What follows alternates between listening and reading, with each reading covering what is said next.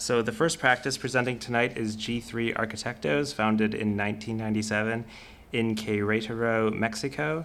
The practice is led by Juan Alfonso Garduño Jardón, who earned a Master in Architecture and Urban Design at Harvard GSD and a Bachelor of Architecture from ITESM Querétaro.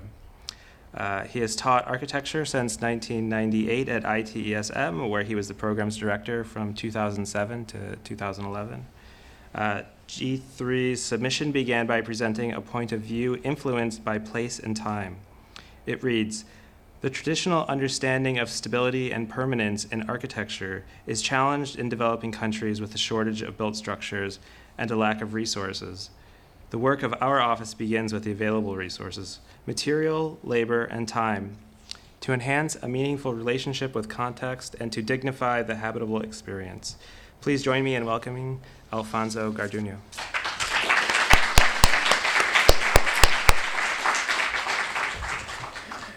Good night. Thank you very much for coming. It's such an honor to be with important persons such as Todd. Thank you very much for coming. I had a tequila to see if I could be a little bit nervous, and if not, I will apologize in advance for my English. So, I want to thank especially the League. I think you're not aware how much important this cultural promotion is for countries such as ours, so for young firms such as ours. So thank you very much to all the team. Thank you very much, sincerely, Anne, Matt, Marta, Rosalind. I like to thank, obviously, all the people who have put on hours work and sweat to all these projects in a long story of our office, as you already heard. And especially starting with my partners, Maria de los Angeles and Armando Gonzalez from the very beginning. I like to thank to all the people in the office that has been there for many years. I'd like to thank very much Beto Meucci, a young associate that has just arrived, which has really helped the office to boost up. I really like to thank my wife for accompanying me and supporting all the time. Thank you very much, Anna. And she's co-designer of one of the homes you're going to see tonight. So I'd like to thank, to finalize, just like to thank my family, my parents especially, because they are represent a lot of influence and inspiration for myself. So we've been taught typically in the school in how to understand the space and how to resolve problems with space in a traditional manner, a way of teaching architecture. However, obviously, we tend to understand also the user, but in our practice, we are really interested in having a large context of understanding of each problem. So this dichotomy, we like to have it more into a soul space, and rather than designing spaces, we like to think in experiences. So a very recent family trip into La Tourette, which is a obviously inspiring space with light proportions, has a lot to do, but half of it is also about being there with the family, with your kids, seeing them run, seeing them quiet and coloring a book, or just relating into the landscape, into the light.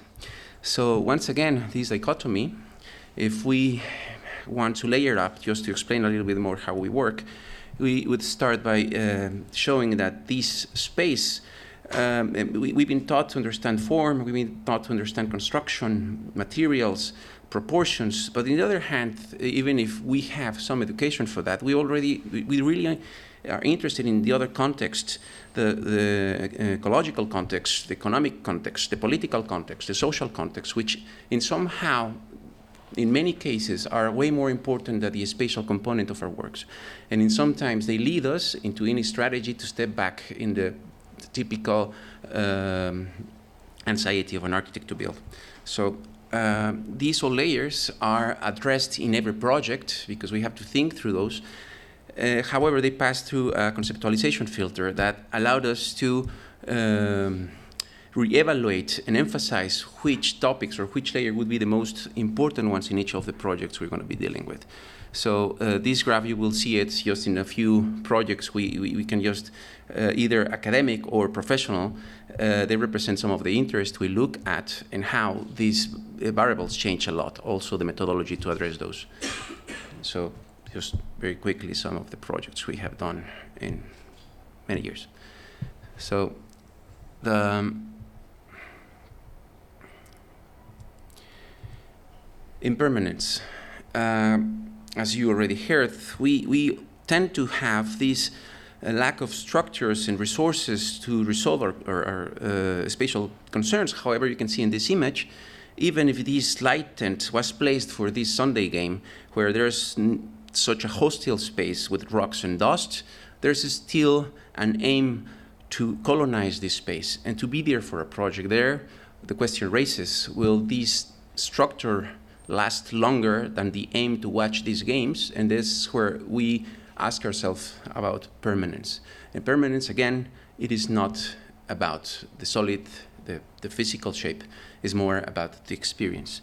So I cannot read here, but I will turn back. So I promise to be brief now, since time is elastic. I am afraid you will have to listen to me for the next very long 800 minutes. That's what Octavio Paz said when he received his Nobel Prize. Therefore, the understanding of time has to do not only with the space, but actually the way we understand. We can actually see so many dramatic events that last longer than the space where they happened. So again, the most important thing for us is not the space, but not necessarily, even though we are really in love with space. So this is a graph of the projects we're going to present tonight. They go from the larger scale to a very intimate scale, and they do have different proportions of permanence, you can see in the graph below.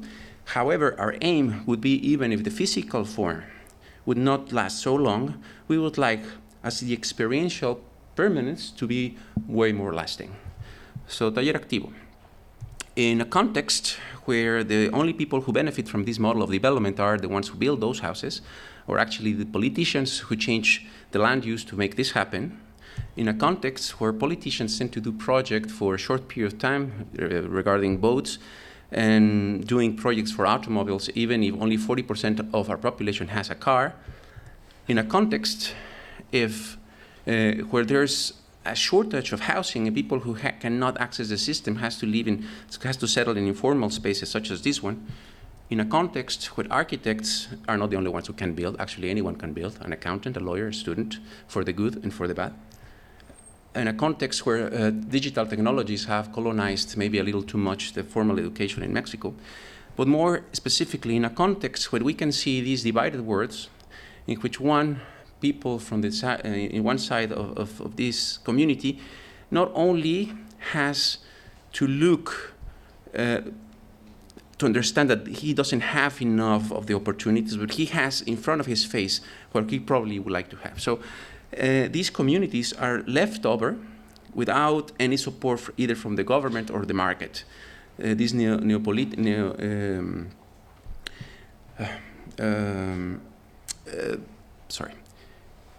So if they don't find opportunities by the formality, they have to find them in the informality. Therefore, we have the rise of the drug cartels, kidnapping, robberies. And this is the way they just have to find their way out into this neoliberal model of development. So we want to ask ourselves, what do architects should do to help or to contribute with these developing cities? Or in specific research we have is, could an alternative model based on the collective realm substitute our present neoliberal model? So some learnings from the first 3 years of this experiment. Public space is really valuable, but if people is not involved, the public space will get empty. If you understand the dynamics of the community and actually empower them, in 1 year, the most modest project can actually be doubled by the community itself. If you find people that like contribute, but there are not enough, you don't have critical masses, you also will find some failures. The project is not about a finalized space. The most important part of the project is the process in which you actually are arranging, fixing the division and friction that are inside of the community, as you can see in this project.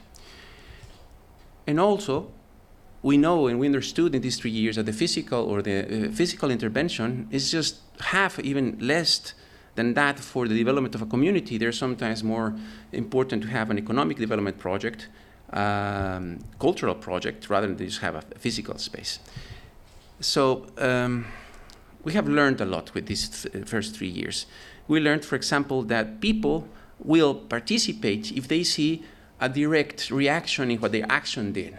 If they don't see any results, they will stop participating. So projects have to go really fast, and they have to generate results very quickly.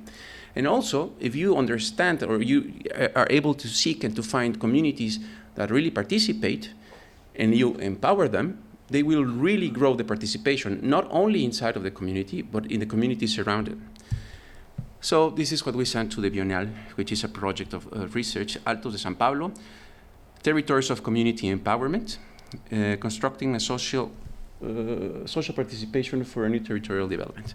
These are the 2 sheets we sent that I will explain a little bit more in detail, not much. So, marginalization is really linked to collaborative work because they have to group themselves to be possible to get their properties. So, and also is what the city really needs. So we mapped in the city of Querétaro the most marginalized areas in the first circle. In the second one, there's analysis and a map and the rate of participation in that delegation. In the third circle, it's a place we found, which is a community or a group named La Esperanza. And the third one is a map developed by mapping where the people in the La Esperanza group lived. So that was the place where we were going to intervene. The methodology. In the first image, you will see where we find the most participation in a territory, and then we empower it. Participation grows, not only in the community, but actually around the community. And then what happens is that you empower the communities that have risen up. And what you are aiming to have, or we are willing to have, is a social tissue that is now overlapped for purposes that could be done not by one community, but actually for several communities. So this is the map of Altos San Pablo, the project that we already have done. The number 1 is the base community, how we actually started this project, and then there's the second and third intervention and the fourth intervention. So just to picturize them, this is the base community, the second project that wasn't very successful, the third one that is quite successful, and what we're trying to do now is that using those communities to build larger infrastructure, let's say a street. Let's just have a little look into the La Esperanza community. This is where they gathered. They gathered at least 200 people every week for collective purposes, which I think is beautiful. And we built with students some compressed earth blocks with students. Many students actually credit for the design. It has to do with students, Octavio, Fernando, and Luis, and then we build with whatever resources we have. In this case, it's wasted sidewalks, wasted concrete cylinder bars, and all the resources that people gave us. So this is the final project. I will pass quite quick. And the one thing important is that finally we arrived with this community to do some productive projects. So we have 3 productive projects. One that hasn't really arisen, which is the jelly factory. Then we have a kitchen that is working, and we have a recycle center. Before we finished, the community already took the space. Weeks later, they were still there. But it's amazing because once you go back, then okay, here it is. You will find this, and this is not an activity. This is as a series of activities, a summer camp for the children who can access to pay a summer camp. So the older kids show to the younger kids how to dance, and this is a project that lasts 3 weeks, and a huge coordination is required. So these communities are really developing the capacity to generate their own opportunities. A second very short video is here. They were able to bring someone to get their own professional gym with equipment and professionals. And so the community has access to things that they wouldn't just because we made a tent and they did the circus. And it's just amazing how much they can actually get by their own. So a reflection of how to build city is we can have 350 million bridge for people who have a car, or 875 projects for people who has no opportunities. The next project is a project for the children. This is Kinder Alamos. It's in the 5 years of our lifetime where we actually develop ourselves the most. emotionally, psychologically, physically. It's very important these 5 years to how we're going to be developing in the rest of our lives. When we see this image and we answer what this is, we typically would say it's a box. And the same thing happened when we asked the teachers of this kindergarten if they could draw a house. This is what they draw. So this happens because we have been taught in the very same way for centuries, or at least for the last century. This is an image of 1910, and this is a recent image. So the information and knowledge comes from top down. The teacher tells the students what they should know and when they should know it. Therefore, Antoinette Portis puts in crisis this thesis and says, this is not a box. So what are you doing inside of that box? This is not a box. But why are you dressing with a box? And this is not a box. So the understanding of the world is something that could not be stopped and defined by one person. It's something that should be encouraged to be discovered and learned. The context of this project is this typical context of Querétaro. This is the typical landscape in water time. And this is the site we were working on. This is the general campus, and this is the site for the kindergarten. So we had a few requests from the school. The first one, they wanted to have a wall, a really large wall. No student could be seen, no student could see out. The program, this is a series of classrooms. They have their own constructive stations to work, and they have their own patio. And they pass through this process, and they later come out to the larger central yard. So in the second stage, you have the administration and the direction has to have this control. It's another requirement. They have to control every space of the kindergarten. It's obviously also, one other constraint was that we have to use materials that were harmless for the kids. So now we are going around this kindergarten, and you can see the wall built with the stone from the site, and then you can see the enter, and then you can advise that we are using exceptionally a lot of very undefined forms, and these forms will be translated inside, and after the kids go to their courses and they come out to the courtyard, this is what they will find. And this again is a more abstract field that is left for them to imagine and to define what it is. It could be a cloud, it could be a lizard, it could be a more personal interpretation of this specific spot. Everything is done with turf so that they won't be hurt. And again, going to the adults' world, that they have access to the real world, and whatever that means. So again, just to end up this project, is very much in this relation, this wide volume showing into the context of the tough Querétaro landscape. 2 houses, 2 homes. It is a quite interesting theme for us. We have designed houses for many years, but we never arrived to do a house that we believe we really feel like that should be a house. So we have these 2 opportunities that really are glad to.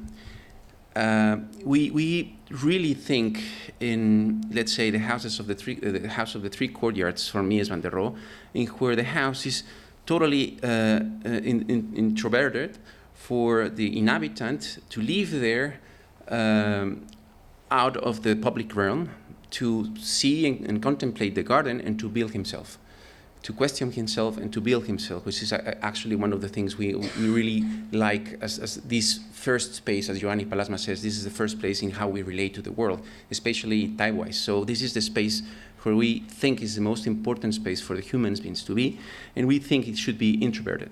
So this is more or less the site. So that's the plot. Clients like this place to be related to the creek and to the natural landscape. And then here's the plot with 3-meter difference in level. This is the entry, so it's very narrow and it widens up. So to have access, to be able to have access in views, and well, this is the restrictions for building, and the car access is in one side and the pedestrian side is in the other one. So the idea is that even from the bottom of the plot, always you could have an access view to the landscape. And we have escalonated some public programs. There's a terrace and there's a little patio that are all connected. So the bedrooms have to be lifted up, not to stop the view. And now this is the house. So it's a quite, if not aggressive, it's quite tough facade. You go around and still the scale is quite hard. And once you go closer, the scale comes a little bit smaller, and then you change dramatically the scale, the texture, the light, and the view. You open the view, and then you're in relation with the landscape.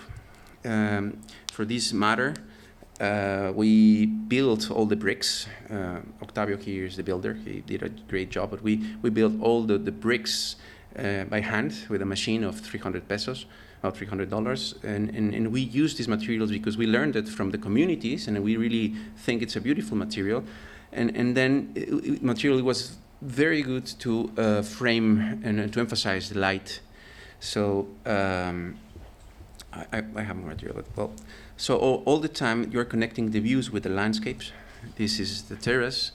This is a view of the terrace, and then this is an important point for us. So this is stairs, and the stairs it's point where you change from the public realm to the private realm. It's a transition that is quite important to us. But even more importantly, how the place is lived with the kids, with the children, with their friends, and how they improvise and they create different scenarios for the house. So the second house, it happened because they liked this house, which is something we were amazed of. So they asked us to do a house like that, and we were really thankful still. But the thing is that they had a different context. They were in the middle of the neighborhood, so it was very hard to have the same thing. So we have to make an introverted house. So this is restrictions of the plot. Then we wanted to create a kind of a little forest to have this relation to the outside, but be intimated about it. So this is more or less an axonometric view of the house. This is the public area and how those views had to relate into the garden. In the higher part, we had the same, but now the neighbors could see the house. So we built a large beam to protect the views. So this is the first sketch of the house.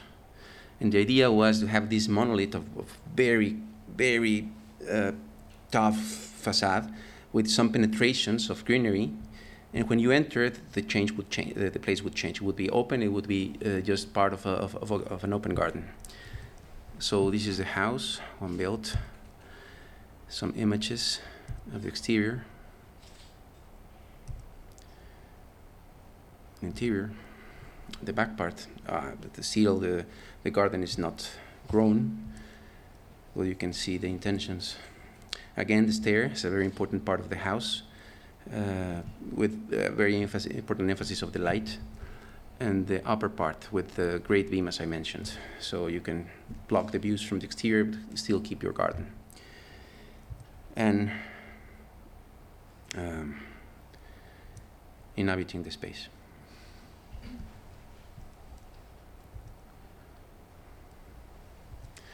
Okay, El Eco. This is a project for the individual.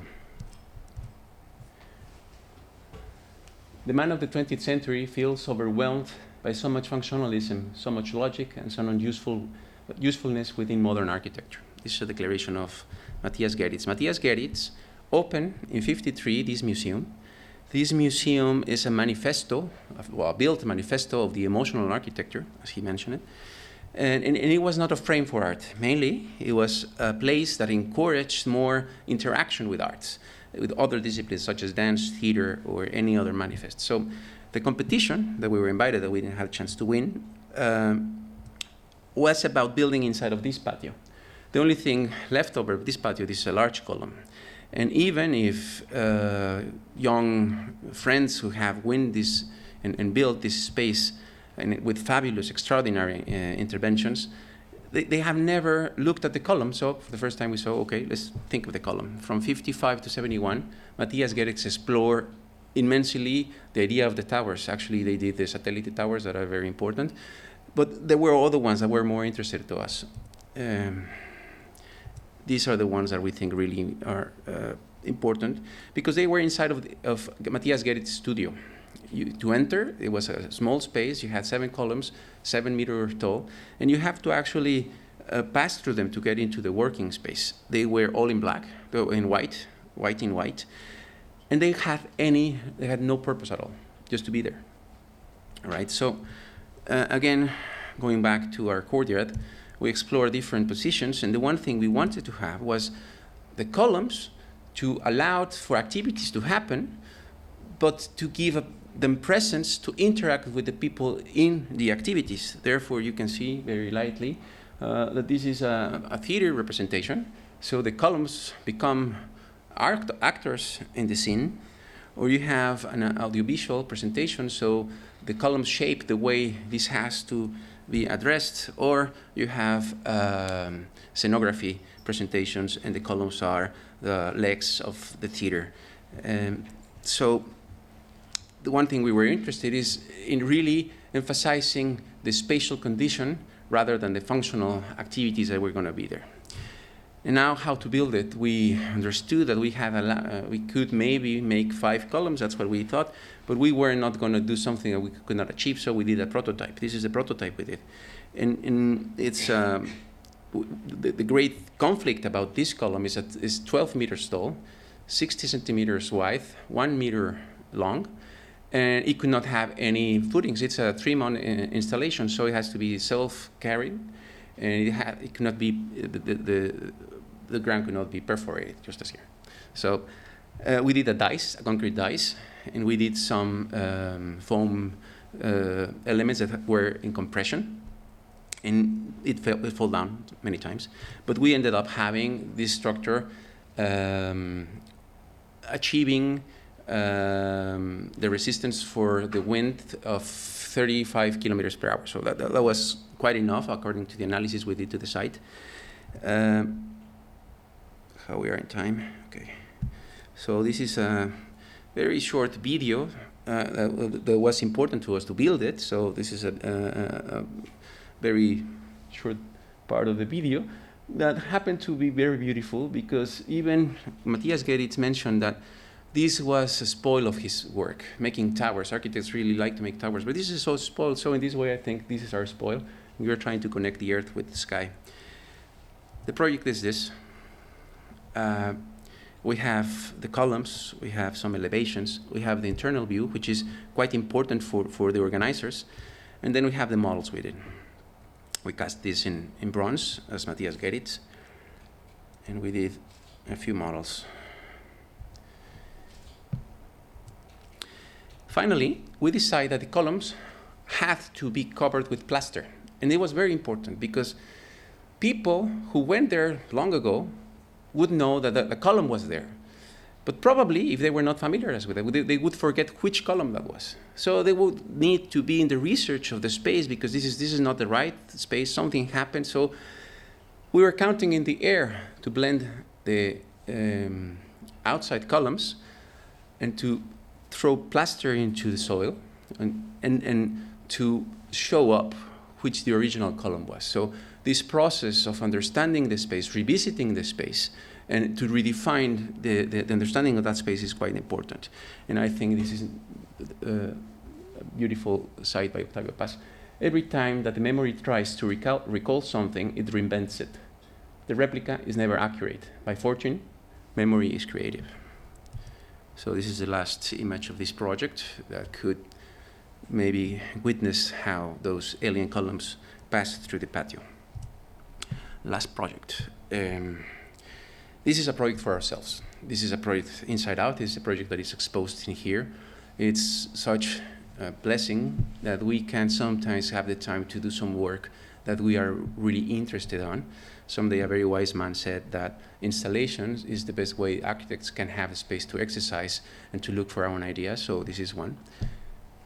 And the idea is that in this project, again, for us, it's a lot of layers that have to be done.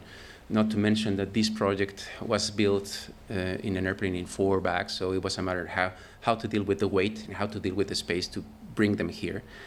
You will see And then it's a question in how do we understand an exhibit, and how this immediateness of the image sometimes does not allow us to get us involved. So even if the piece we wanted to do was not a 2D, was a 3D to experiment the space, and we didn't have enough space to really be inside of the space, we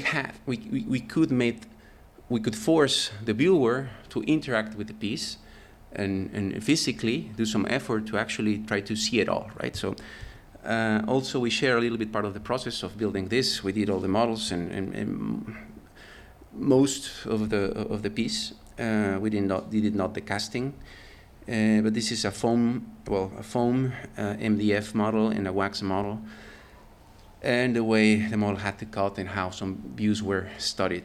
This is the final piece. At the end, we understood, one, that the piece was small, so it was going to be eaten by the rest of the exhibits. No, but it needed a little bit more space. So once we saw the piece that is casted inside of the concrete, we decided to cast a second one and to exhibit. So you can see that piece shown, and it's the same piece that is casted or inside the concrete. So this is Marta helping us represent the idea, and thank you very much.